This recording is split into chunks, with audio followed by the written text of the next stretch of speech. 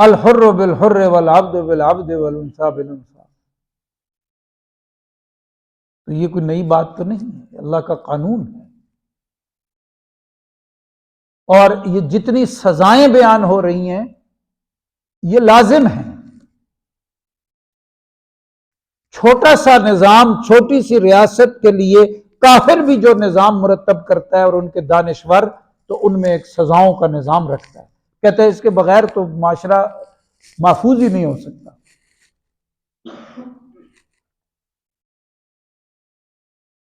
اگر اس بات کو رد کرنا ہے تو تم نے خود کیوں بنائے ہوئے ہیں؟ پھانسی، سزائے موت کیوں دیتے ہو؟ جیلیں کیوں رکھی ہوئی ہیں؟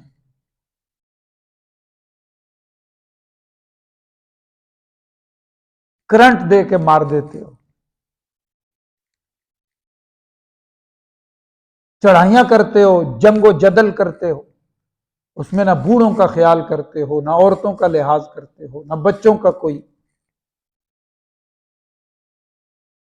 رومتے چلے جاتے ہو اور اعتراض کرنے بیٹھتے ہو. تو قرآن نے سزا کیوں بیان کی ہے؟ سزا اس لیے بیان کی ہے کہ اصلاح ہو جائے، اس بڑی سزا سے بچ جاؤ.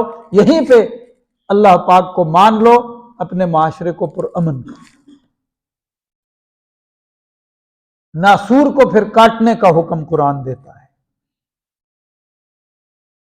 تو یہ تو ہر جگہ، اس کے بغیر تو نظام چل ہی نہیں سکتا. نہ کرو نہ جرم تو نہیں ہے سزا.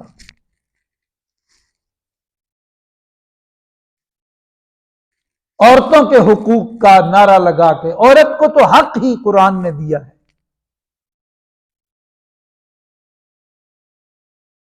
اور اتنا حق دیا ہے جس تاریخ ثابت نہیں کر سکتی کہ ایسا حق عورت کو کبھی ملا ہوگا. ماں کی حیثیت سے، بیوی کی حیثیت سے، بہن کی حیثیت سے، بیٹی کی حیثیت سے جتنا حق اسلام نے دیا ہے، قرآن نے دیا ہے، کسی معاشرے نے نہیں دیا.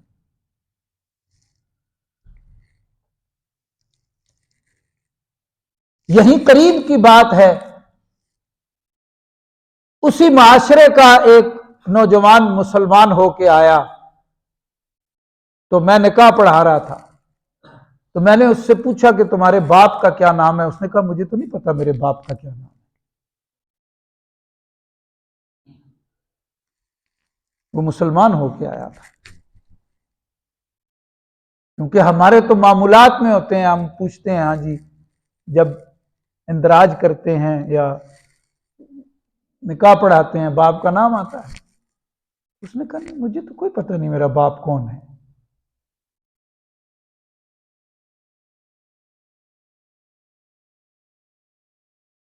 اس سے میں نے پوچھا کہ پھر ماں کا تو پتہ ہوگا؟ اس نے کہا ماں کا پتہ ہے، لیکن اب یہ نہیں پتا کہ وہ کہاں ہے.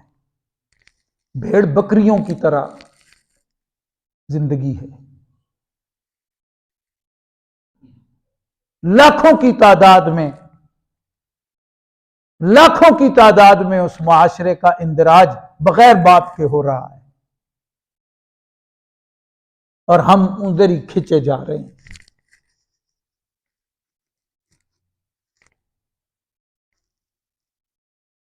یہ جو شکوک پیدا کرنا ہے نا، یہ اسلام کے خلاف، دین حق کے خلاف بنیادی ذریعہ ہے ان کے پاس، اور بہت شروع سے ہے.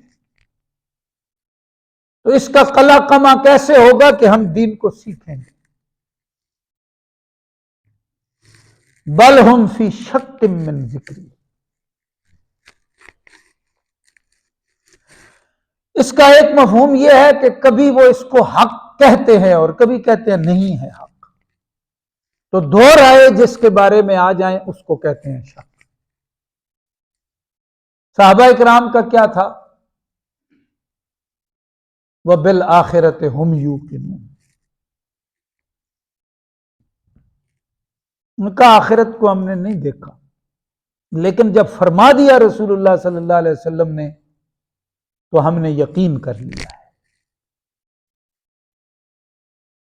ان کی حالت کیا ہے؟ अम्मा यतसालून अनिन नबइल अज़ीम अल्लज़ी हुम फ़ीहि मुख्तलिफ़ून। और अपनी जगह कहते थे कि ये जो मोहम्मद सल्लल्लाहु अलैहि वसल्लम, इस जैसा तो कोई है ही नहीं। तो अल्लाह पाक का जो चुनाव है वो बिल्कुल दुरुस्त है। लेकिन अगर ये बात हम मान लेते हैं तो सरदारी जाती है। और कुरान जैसी कलाम हमारे सामने है और उसका चैलेंज हमारे सामने है, हम बेबस और लाचार हैं, लेकिन हम शक का रास्ता इख्तियार करेंगे, नहीं तो हमारी सरदारी चली जाएगी। बल्लम्मा यज़ूकू अज़ाब, बस फिर ये तय हो गया, जिसने ये रास्ता इख्तियार, ये इख्तियारी बात हो रही है, ये इख्तियारी बात है, तो फिर अजाब इनका मुकद्दर है। अम इंदहुम खज़ाइन रहमत रब्बिकल अज़ीज़िल वहाब, क्या इनके पास आपके परवरदिगार की इनायत के खजाने हैं, जो सब पे गालिब है और अता सबसे बढ़ के देने वाला है। उस पे इख्तियार इनका है कि आपको हमने नबूवत आलिया अता की है, तो ये तो अल्लाह का इख्तियार, आपके रब का इख्तियार है। ये अल्लाह के सामने बेबस है, अल्लाह पाक इनके सामने बेबस नहीं है। ये तो ऐसी बातें कर रहे हैं कि अल्लाह ने हमसे पूछा नहीं, अल्लाह पाक इनसे पूछ के आपको नबी बनाते। अजीब बातें हैं। अल्लाह वो है जो किसी से पूछता नहीं कि मैं ये करने लगा हूं, मुख्तार मुतलक है। इस किस्म की बातें कर रहे हैं। अम लहुम मुल्कु समावाति वल अर्ज़ि वमा बैनहुमा, या इनके पास हुक्मरानी है आसमानों और जमीन की और जो कुछ आसमानों जमीन के दरमियान है। ये हाकिम है पूरी कायनात के और निजाम कायनात के, कि नबूवत का फैसला इनकी मर्जी से होगा। कायनात की जो तरतीब है वो इनके मशवरे से चलेगी। क्या इनके पास इख्तियार है? अगर है तो फल यरतकू, चढ़ाई कर दें, फिर आसमान पे चढ़ जाएं, रस्सियों से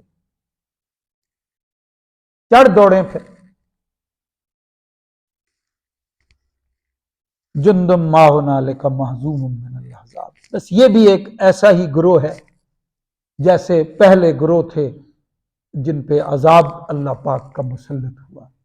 इनकी इस्लाह मुमकिन नहीं। वही बात है खत्म अल्लाह, ये वही बात। ये जिस किस्म की भोंडी बातें कर रहे हैं,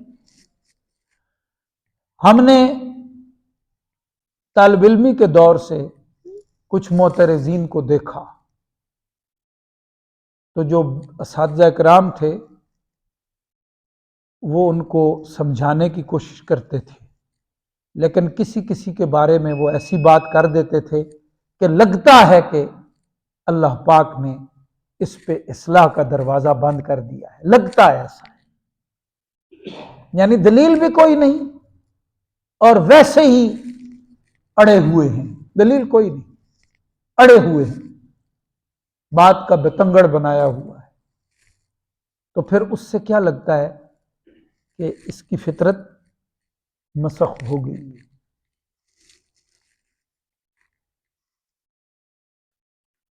तो अहले मक्का के बारे में भी फरमाया कि ये अपनी रविश नहीं छोड़ रहे। तो जिस तरह और बहुत सारे ग्रोह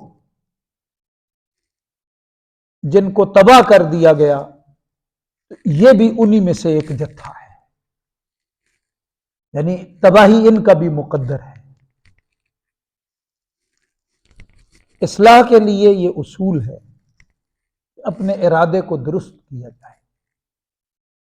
जो बंदा चाहता है कि मेरा ईमान सलामत हो, मेरी तरतीब ठीक हो, तो जब तक वो अपनी नीयत को साफ नहीं करेगा, उस पे अता का दरवाज़ा नहीं खोला जाएगा। जो शुकूक और शुबहात में पड़ा रहेगा, अल्लाह पाक भी उसको अता नहीं फरमाते। हमने शुरू में पढ़ा था, मुनाफिकों में दो तरह के लोग हैं। एक वो हैं जिन्होंने तय कर दिया है कि हम سچے مسلمان نہیں بنیں گے۔ تو اللہ پاک نے بھی طے کر دیا ہے کہ سم بکم عمی فہم لا یرجعون۔ لیکن ایک ایسا ہے کہ جو ابھی متزلزل ہے، کبھی ایسا ارادہ کرتا ہے کہ نہیں میں کچھ ٹائم کے بعد توبہ کر لوں گا،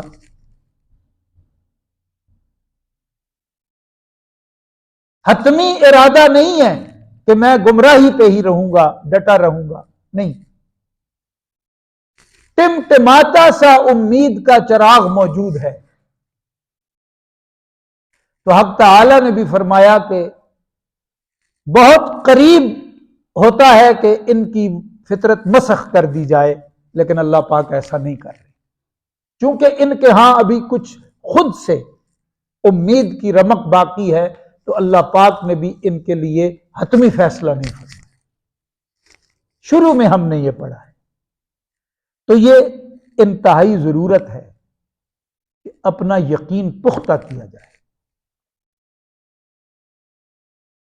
اللہ ایک ہے، پوری کائنات کا خالق، مالک، رازق ہے، اس کے سوا کسی کی عبادت نہیں ہے۔ حضرت محمد صلی اللہ علیہ وسلم آخری رسول ہیں، ان کی تعلیمات حتمی ہیں، قرآن کلام الہی ہے، دین اسلام دین برحق ہے، آخرت یقینی ہے۔ یہ باتیں پختہ ہونی چاہیے، ان میں کچا پن موت کو برباد کر دے گا، آخرت کو تباہ کر دے گا۔ اس پہ ہمیں زیادہ محنت چاہیے، کیونکہ قرآن شریف میں اہل مکہ کے منکرین اور مشرکین جو ڈٹے ہوئے تھے، ان کے بارے میں اللہ پاک نے فرمایا بل ہم فی شک من ذکری، یہ میرے دین کے بارے میں، میرے حکم کے بارے میں، میری کلام کے بارے میں، میرے قرآن کے بارے میں شک میں پڑے ہوئے ہیں، شک کا راستہ انہوں نے اختیار کیا ہوا ہے، جس سے ساری خرابی پیدا ہو رہی ہے۔ اس کو ٹھیک کرنا بہت ضروری ہے۔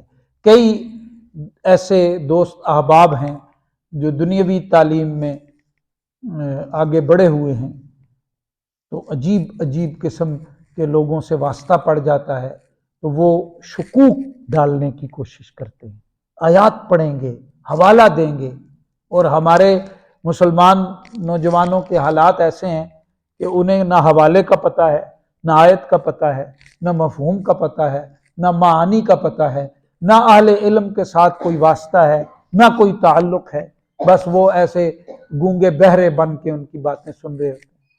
اور بھائی قرآن میں شک پیدا کرنے والا قرآن کو سیکھ رہا ہے، قرآن پہ یقین رکھنے والا کیوں نہیں سیکھ رہا؟ حق یہ ہے کہ یقین رکھنے والے سیکھیں، تاکہ ان کے یقین میں کوئی شک کی دراڑ نہ پیدا کر سکے۔ درود شریف پڑھ لیں۔